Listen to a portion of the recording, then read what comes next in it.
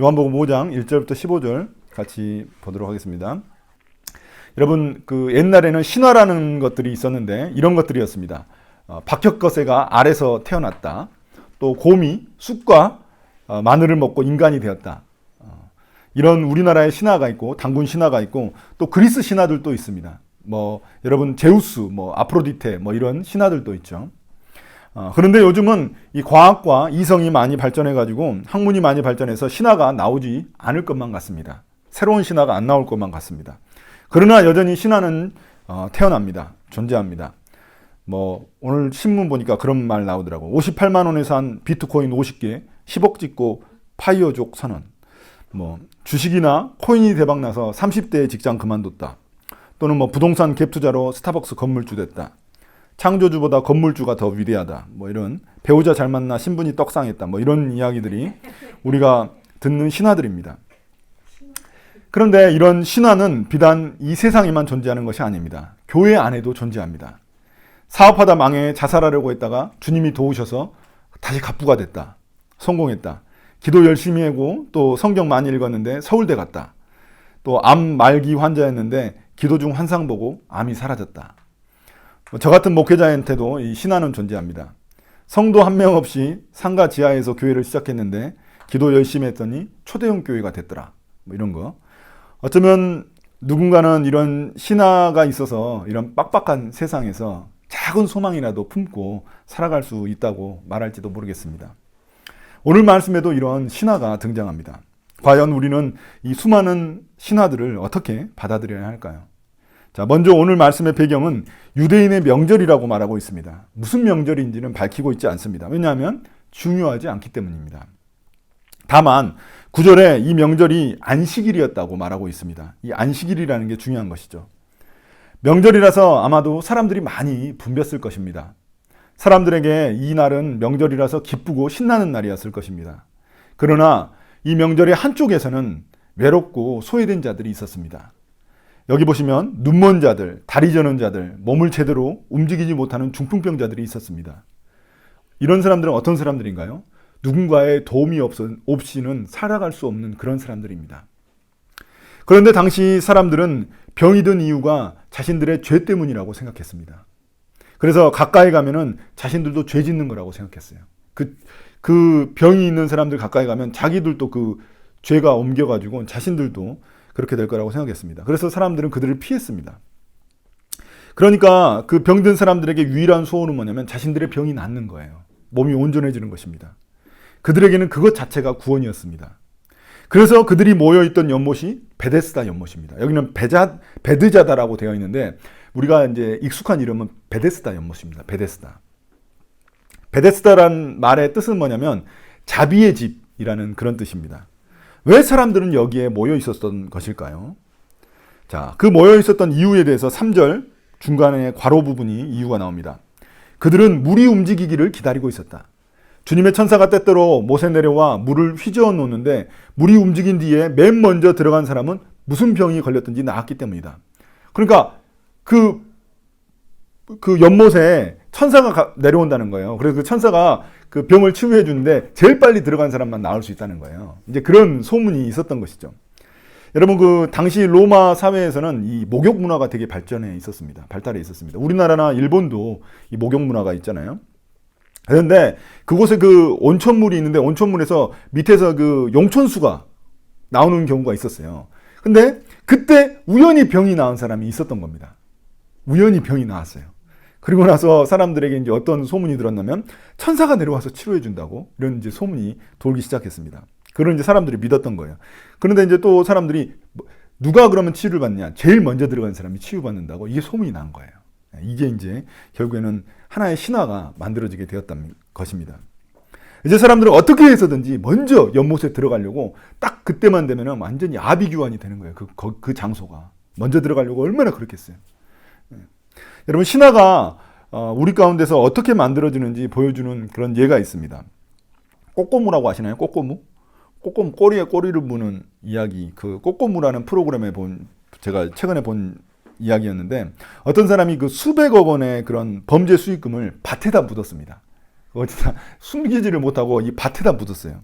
그 마늘밭에다 묻었는데 그 김치통에다 해가지고 5만 원짜리 다발로 해가지고 그걸 여러 군데 묻어놨어요. 여러 군데 묻어놨는데 근데 어찌어찌 해가지고 결국에는 그게 발견이 됐습니다. 그래가지고 수백억 원이 다 이제 경찰에 회수가 됐는데 근데 그 뒤에 무슨 일이 일어났는지 여러분 아시나요? 어땠을까요? 무슨 일이 일어났을까요? 여러분 어떻게 이렇게 생각할 줄 몰라요. 그 전국에 있는 사람들이 다 거기 가지고 밭 파고 있을 거 아닌가 이렇게 생각할 줄 모르는데 그게 아니었어요. 그게 아니고 뭐였냐면은 벌써 범죄 수익금 다 걷어갔으니까 사람들은 거기 가가지고 뭘 했냐면은 땅 기운이 너무 좋다면서 그 무당들이 와가지고 거기에서 누워 있었어요. 이렇게 다 땅 기운을 받는다면서 무당들이. 그리고 그곳에 그 무릎을 꿇고 그렇게 비는 사람들이 많이 생겼습니다. 부자되게 해달라고 그렇게 비는 거겠죠. 이게 이제 사람들이 그 신화를 만드는 그런 방식입니다. 오늘 말씀에 등장하는 신화에 따르면 어떤 건가요? 베데스다 연못에 제일 먼저 들어간 사람이 병이 낫는다는 겁니다. 그래서 목숨을 건 경쟁이 시작됩니다. 이 경쟁이 일어나면 자비의 집이라고 알려져 있는 이 베데스다는 어떻게 되나요? 무자비한 곳이 돼버리고 맙니다. 제일 먼저 들어가기만 하면 인생 대역전의 순간이 오기 때문에 그렇습니다. 한몫 잡는 거죠. 그래서 목숨을 걸게 됩니다. 그러나 이 경쟁에서 지게 되면 어떻게 되나요? 비참해집니다. 여전히 인생의 낙오자로 살아가야 합니다. 과연 그럼 이런 시스템을 하나님이 만드셨을까요? 여러분 천사가 내려온다고 보니까 하나님이 만드셨구나 이렇게 착각할 수가 있습니다. 그러나 하나님이 이런 무자비한 시스템을 만드셨을 리가 없습니다. 이것은 사람들이 만든 신화입니다. 그런데 사람들은 그 신화를 꿈꿉니다. 자신이 그 신화 속 주인공이 될 거라고 생각을 하는 것이죠. 세상도 우리를 이런 식으로 속입니다. 저는 오늘 말씀 보면서 이 넷플릭스 오징어 게임이 생각이 났습니다. 오징어 게임에도 신화가 등장합니다. 456억. 정말 꿈에서도 가질 수 없는 그런 돈이죠. 456억. 꿈에서도 갖고 싶은 돈이죠. 예? 거기에 나온 인물들 보시면 오늘 말씀처럼 눈먼 자, 다리 저는 자, 중풍병자 이런 사람들인 거죠. 예. 세상에 패배한 사람들. 여러분 잘 아시잖아요. 그 성기훈인가 그 사람.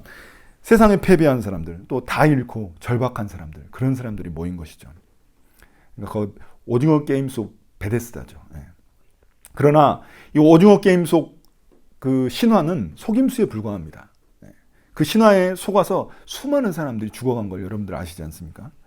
그 시스템을 만든 이가 있었습니다. 그 할아버지 이번에 그 엄청난 상을 받으셨죠. 그 할아버지가 만드셨는데 아무튼 그는 단 한 명의 신화를 만들기 위해서 수많은 사람들을 희생시켰습니다. 그 베데스다 연못에 38년 동안 병을 앓아 누워있는 병자가 있었습니다. 38년이라는 것은 정말 긴 시간이잖아요. 여러분 38년 된 사람 몇 명 없죠? 여기 몇 명 없죠? 38년 된 사람 몇 명 없죠? 여기 몇 명 있는데. 그래서 38년 이상 된 사람이 있는데 그러니까 38년이라는 기간은 뭐냐면 도저히 소망을 품을 수 없는 그런 절망적인 그런 상태, 그 시간을 이야기하는 겁니다.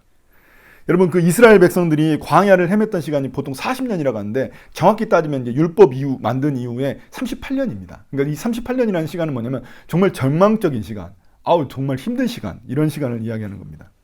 이 병자는 수십 년을 움직이지 않아서 어떻게 됐을까요? 뼈도 굳어버렸고 근육도 굳어버렸습니다. 그러니까 완전히 자포자기한 상태죠. 오랜 세월 그 경쟁에 치여서 연못에 한 번도 못 들어갔어요, 이 사람은. 그러니까 삶의 의지를 완전히 상실한 그런 상태였습니다. 그는 어떻게 불려졌나요? 낙오자라고 불렸습니다. 그런데 예수님은 그를 주목하셨습니다. 그에게 먼저 예수님이 다가오셨습니다. 모든 것을 아시는 주님은 그에게 뭐라고 물으셨나요? 낫고 싶으냐? 이렇게 물으셨습니다. 당연히 살고 싶겠죠. 38년인데. 그럼 왜 예수님은 이렇게 황당한 뻔한 질문을 하셨을까요?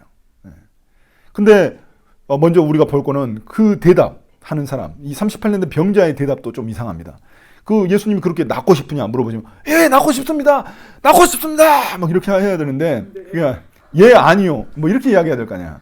근데 그는 누군가 자신을 물에 넣어두지 않아서 치유를 받지 못했다고 이렇게 이야기를 합니다. 원망과 불만만 가득합니다. 모두 남 탓입니다. 그런데 가만히 생각해 보면은 남 탓을 하는 것처럼 보이지만 자기 탓을 하고 있는 거예요. 그러니까 도와주는 사람을 못 구한 건 자기 탓이죠. 네. 그러니까 그는 천사를 요구한 게 아니거든요. 천사가 왜 첫 번째 사람만 구해주냐? 뭐 이렇게 이야기한 게 아니거든요. 그런 신화를 만든 사람, 이 사람도 탓하지 않았습니다. 왜냐하면 이 그 38년 된 중풍병자에게는 그가 가지고 있는 그 신화가 자기의 삶의 유일한 소망이었기 때문에 그렇습니다. 자, 그렇다면 우리는 어떻습니까? 날마다 제대로 서포트해주는 부모님이 없어서 내가 이 모양이 꼴이다. 내가 좋은 학교 안 나와서 그런 거다. 내 외모가 이래서 이런 거다. 모두 나에 대한 불만뿐입니다. 신화를 따르는 사람들은 그 시스템 안에 갇혀가지고 그 시야가 딱 갇혀져 있습니다. 네. 자, 그런데 그는 예수님께 왜 이런 불평불만을 했을까요? 간단히 말하면 자신을 좀 연못에 빨리 넣어달라는 것입니다. 예수님이 자신을 고쳐주실 것이라고는 도저히 생각하지 못한 겁니다. 우리 역시 그렇습니다. 우리는 세상 경쟁에서 승리하기 위해 예수님이 필요할 뿐입니다. 우리에게 예수님은 구원자가 아니라 도우미일 뿐입니다. 내가 세상에서 1등하기 위해 도와주시는 분이 바로 예수님일 뿐입니다. 이 점에서 38년 된 병자와 우리의 인식이 그렇게 다르지 않다는 걸 알 수 있습니다. 그러나 우리에게 진짜 필요한 분은 우리 삶의 도우미가 아니라 우리의 삶을 구원하실 분인 것이죠. 38년 된 병자는 움직이는 물이 자신을 구원하리라고 믿었습니다. 그러나 그 물 자체는 신화에 불과합니다. 그 물이 그를 구원할 수 없습니다. 그러나 예수님은 다릅니다. 예수님은 신화가 아닙니다. 어떤 사람은 신화라고 이야기하는 사람도 있지만 신화가 아닙니다. 그 안에는 진정한 생명이 있습니다. 그래서 요한복음 1장 4절은 이렇게 이야기합니다. 그에게서 생명을 얻었으니 그 생명은 사람의 빛이었다. 오늘 이 38년 된 병자도 말씀 하나로 그를 고치십니다. 8절 9절입니다. 보시면 일어나서 네 자리를 걷어가지고 걸어가거라. 그 사람은 곧 나아서 자리를 걷어가지고 걸어갔다. 38년 동안 굳어있던 뼈와 근육이 한순간에 다시 회복돼 버렸습니다. 놀라운 일인 거죠. 창조의 역사를 예수님이 지금 보여주신 겁니다. 사람들은 세상 시스템 속에 떠도는 신화에 매달립니다. 그러나 그들은 결코 구원을 얻지 못합니다. 진정한 생명을 얻지 못합니다. 왜냐하면 생명은 예수님 안에 있기 때문입니다. 예수님이 생명의 물이십니다. 요한복음은 그래서 물을 강조하는 거죠. 그래서 바로 앞장에 나온 사마리아 여인을 예수님이 찾아가신 이유도 거기에 있습니다.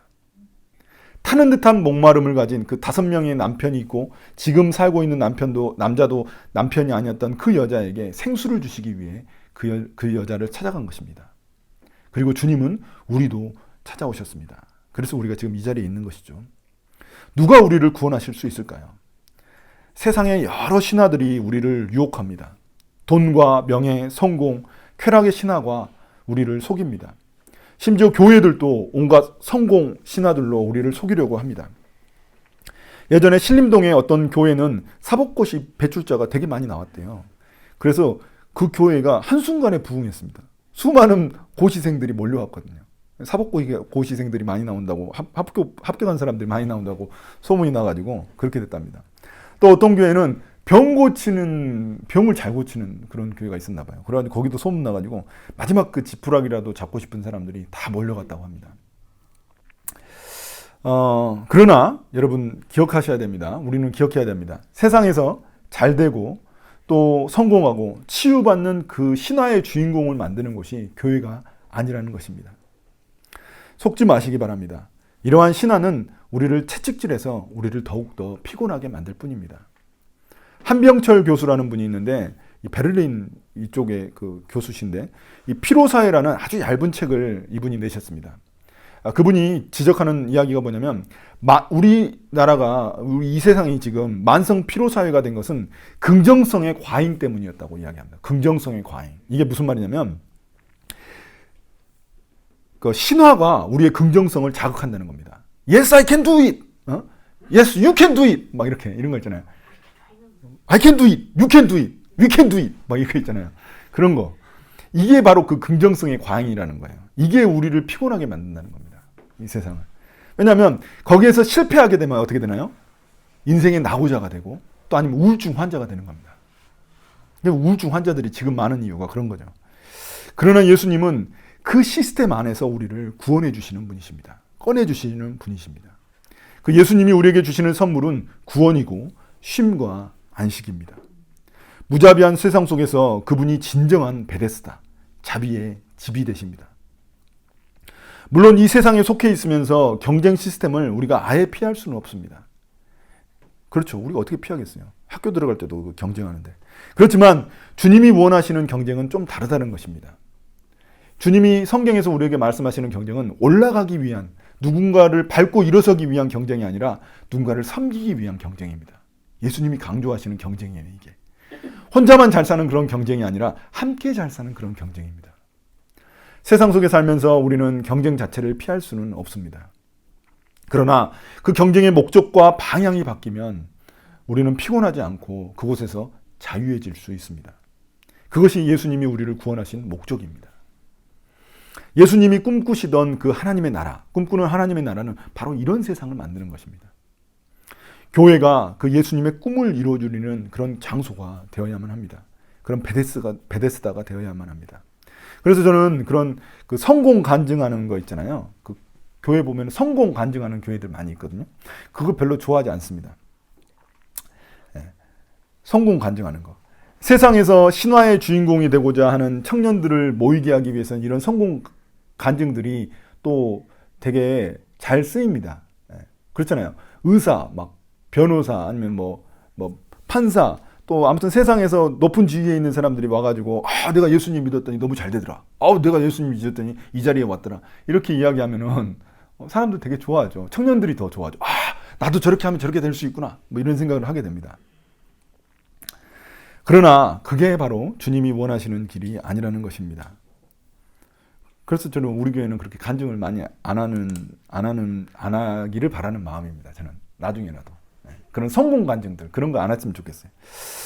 자, 한편 유대인들에게 있어서는 구원은 종교적인 규율을 지키는 것이었습니다. 해야 할 거, 하지 말아야 될 거, do not 뭐 이런 거 있잖아요.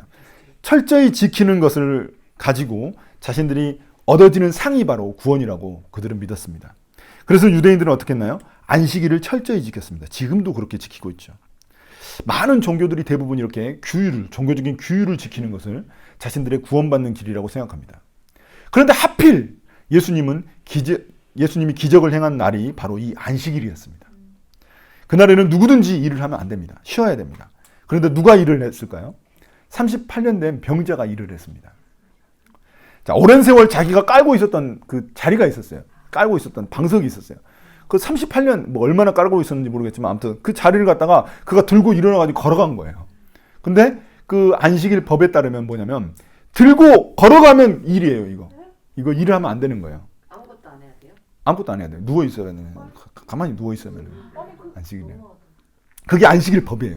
그 이스라엘 그 유대인들이 만들어 놓은 안식일 법이 엄청나게 많아요. 네. 그래서 일을 다 규정해 놓은 거예요. 자, 그 씨 까는 거 있잖아요. 씨 까는 것도 일이에요. 그러니까 아무튼 하면 안 돼요. 화장실은 가도 돼요? 불 켜고 끄는 거는 안 돼요. 그것도 불 켜고 끄는 것도 그것도 안 돼요. 네?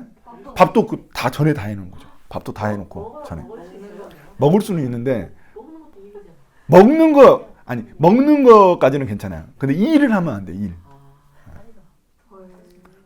안식일에 대해서 궁금한 게 많으신 것 같은데. 자, 그런데 그러니까 이 지금 38년 된 병자가 그 안식일 법을 깬 거예요. 깨트려가지고 유대인들이 그거 깨트리게 만든 사람이 누구냐 그걸 찾은 거예요. 그러니까 이 병자가 일어난 게 지금 그들한테 눈에 보이는 게 아니라 네가 왜 자리를 들고 일어났어? 이게 중요한 거죠. 그래서 그 만든 사람, 그렇게 병자가 들고 일어나게 만든 사람이 누군지를 찾았더니 누구예요? 예수님이었어요. 네. 자, 예수님은 왜 근데 하필 그날 이런 기적을 베푸셨을까요? 그 다음날 하셔도 되잖아요. 하필 딱 그날 안식일날 딱 그 기적을 베푸셨단 말이에요. 그 이유가 있어요. 의도적으로 예수님은 그날을 선택하신 겁니다. 왜냐하면 이 안식일이 어떤 의미가 있냐면은 생명을 회복하는 날이거든요. 이 안식일은 쉬고 이런 게 아니에요. 안식일의 본질적인 의미는 그게 아닌데 생명을 회복하는 날이란 말이에요. 이걸 보여주기 위해서 예수님은 딱 그날 찍어가지고 안식일날 찍어가지고 그거를 보여주셨다는 것입니다. 자, 안식일은 언제 생겨났을까요? 안식일은 창세기 2장에 보시면 하나님이 6일 동안 천지를 다 창조하고 6일째 이제 사람을 만드시잖아요. 그리고 나서 7일째 되는 날 쉬셨어요. 이게 이 안식일의 시작입니다. 안식의 시작이에요. 그래서 안식일을 하나님 어떻게 되냐면 7일째 되는 날을 복 주시고 그 날을 거룩하게 하셨다고 이야기하거든요. 그래서 이게 안식일이 된 겁니다. 그래서 유대인들은 그 안식일을 지키는 것을 목숨 걸고 지키는 거예요. 지금도 그렇죠. 문제는 그들이 지키는 그 안식일이 본래 의도에서 벗어났다는 게 문제가 있는 겁니다. 안식일은 단순히 일을 하지 않고 쉬는 날, 그런 날이 아닙니다. 그날은 우리를 만드신 창조주 하나님의 그 자비를 기억하는 날입니다. 6일 동안 만드셨던 그 하나님의 놀라운 그 은혜와 자비를 기억하는 날이 이 안식일이에요. 그리고 또 물질과 소유, 이 세상을 움직이는 시스템은 물질과 소유잖아요. 근데 거기에서 벗어나서 하나님만이 내 삶의 주인이라고 고백하는 날이 바로 이 안식일입니다. 그런 점에서 안식일은 어떤 날이나요? 이 세상 시스템에 저항하는 날입니다. 저항하는 날이에요. 또한 주님 안에서 쉼을 얻으며 우리의 생명을 회복하는 날이기도 합니다. 그래서 인간은 6일째 되는 날, 인간을 6일째 되는 날 창조하시고 그 인간들이 6일 그 다음 날, 그 첫날이 언제예요? 안식일이에요. 6일째 우리가 창조되었잖아요. 그리고 나서 7일째 되는 날 하나님이 쉬셨기 때문에 안식일을 맞으셨기 때문에 인간이 만들어지고 난 후 첫날이 어떤 날이냐면 안식일이었어요. 그러니까 이게 무슨 의미인가요? 먼저 주님 안에서 안식하고 일을 시작하라는 겁니다. 그렇게 만드셨어요, 그게. 그래서 달력 보시면 어떤가요? 빨간 날이 맨 처음에 나와 있습니다. 보통 대부분의 달력은 빨간 날이 맨 처음에 나와 있어요. 이런 의미에서 주일 예배는 어떤 날이나요? 우리가 드리는 주일 예배. 이 주일 예배가 이제 안식일이 주일 예배가 된 거거든요. 우리에게. 주일 예배는 바쁜 세상에서 이제 나의 생명을 챙기는 데 있어서 필수적인 날이 된 겁니다. 너무 바쁘게 돌아가잖아요. 그 세상 시스템이 우리를 피곤하게 만들고 우리의 생명력을 갉아먹는단 말이에요. 그 생명력을 다시 회복하는 날이 바로 주일날이라는 것입니다. 그래서 우리는 쉬지 않고 일하면은 그거는 안식일을 어기는 거게 되는 겁니다. 그리고 우리가 세상 속에서 우리의 초점이 흐트러져 있어요. 하나님을 기억하지 못하고 우리가 이 세상 시스템에 속해 있어서 우리의 초점이 흐려지거든요. 그 초점을 다시 잡기 위한 날이 언제냐면 이 바로 주일날입니다. 하나님이 우리 삶의 주인이라는 것을 다시금 이 초점을 맞춰서 기억하는 날이 주일날이라는 것입니다. 자, 그렇다면 우리의 생명을 가장 갉아먹는 것이 무엇일까요? 그거는 바로 죄입니다. 죄. 죄는 우리가 안식을 취하는 데 있어서 가장 최대의 적입니다. 죄가 있으면 내 육체와 영혼이 쉴 수가 없습니다. 예수님 그래서 우리에게 이 안식을 주시기 위해서 오셨습니다. 죄의 문제가 해결돼야 내 안에 진정한 쉼이 이루어지는 것입니다. 자, 그래서 14절에서 예수님 뭐라고 하시나요? 38년 된 병자에게 다시는 죄를 짓지 말라고 하신 것입니다. 예수님은 누구보다도 안식일의 근본 정신을 실현하고 계셨습니다. 베데스다, 자비의 집에서 자비를 베풀어 그에게 안식을 주신 것입니다. 반면 유대인들은 자비의 집, 베데스다에서 무자비한 모습을 보이고 있는 것입니다. 안식일을 그들은 지킨다고 말을 하고 있었지만 그들은 안식일의 근본 정신을 깨트리고 있었던 것입니다. 여러분, 코로나 때 우리 한국교회의 모습을 기억하고 계십니까? 코로나가 매우 심각할 때 그때 몇몇 한국교회들은 주일날 대면 예배를 강요했습니다. 고집했습니다. 주일을 지키는 것은 목숨이라면서 대항했습니다. 그 안식일이 이제 지금 우리한테는 주일이잖아요. 그들한테는 안식일을 지키는 게 마치 목숨을 지키는 거라고 생각을 했던 거죠. 주일 지키는 게. 그런데 주일의 근본적인 정신은 뭐라고요? 안식일과 똑같아요. 생명을 회복하는 데 있습니다. 그렇다면 우리가 앞장서서, 이 교회가 앞장서서 이 비대면 예배를 진행했어야만 하는 겁니다. 대면 예배를 주장해가지고 어떻게 했나요? 엄청나게 욕을 먹었어요, 한국교회가. 네. 그런데 그들은 어떻게 생각했나요? 한국교회, 몇몇 한국교회들은 어떻게 생각했나요?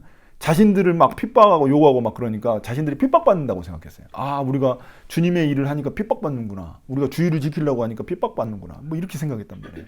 완전 착각이죠, 착각. 그 한국교회, 몇몇 한국교회의 그 모습, 고집스러운 모습이 유대인들과 다를 바가 없었던 것입니다. 우리는 예수님이 베데스다, 자비의 집이라는 사실을 기억해야만 합니다. 교회가 사람들에게 안식을 주는 자비의 집이 되어야만 합니다. 오늘 말씀은 이제 마무리하도록 하겠습니다. 세상에는 너무나 많은 신화들이 돌아다닙니다. 일명 판타지라고 하죠. 판타지. 그 판타지들이 우리를 유혹합니다. 아니, 미혹합니다. 그 판타지들은 우리를 죽고 사는 경쟁에 집어넣고 희망 고문을 시작합니다. 오징어 게임, 세상과 같습니다. 심지어 교회에서도 이런 판타지들이 판을 칩니다. 하나님 열심히 섬기면 세상에서 1등할 수 있다. 이런 이야기를 합니다. 그러나 기억해야 됩니다. 이런 판타지에서 우리는 빠져나와야 합니다. 그렇지 않으면 세상 속에서도 교회 속에서도 우리에게는 진정한 쉼이 없습니다. 세상도 피곤하고 교회도 피곤할 뿐입니다. 그래서 예수님이 우리를 찾아오신 것입니다. 이 피곤한 세상 속에서 주님은 우리를 구원하셨습니다. 우리에게 진정한 영혼의 안식과 쉼을 주시기 위해서입니다. 주님이 우리의 베데스다, 자비의 집이 되십니다. 세상의 헛된 소망을 붙들며 삶을 낭비하지 말아야 합니다. 자, 로마서 12장 2절에 이런 말씀으로 하나님은 우리의 삶을 도전하십니다. 너희는 이 세대를 본받지 말고 오직 마음을 새롭게 함으로 변화를 받아 하나님의 선하시고 기뻐하시고 온전하신 뜻이 무엇인지 분별하도록 해라. 여기서 본받다라는 말은 뭐냐면 영어로 conform입니다. conform해라. conform이에요. 그러니까 세상 흐름과 시스템에 자신을 맞추는 겁니다. 이게 conform이에요. con이라는 게 이제 동질을 하는 거니까. 그러나 변화를 받다. 세상을 본받지 말고 자기가 변화받다라는 때 쓰는 영어는 뭔가요? 트랜스폼입니다. 트랜스폼.